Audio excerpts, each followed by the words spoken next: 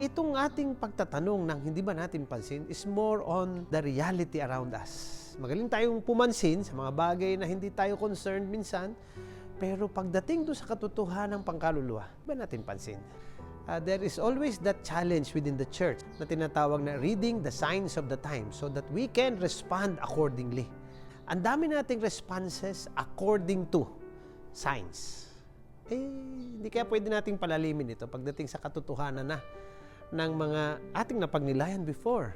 All the signs that show, parang nawawala ang lalim ng ating relasyon sa Diyos. Hindi pa ba natin napapansin ang naibubunga ng mga mali nating pagpili sa mga bagay ng mundong ito over the values of the kingdom?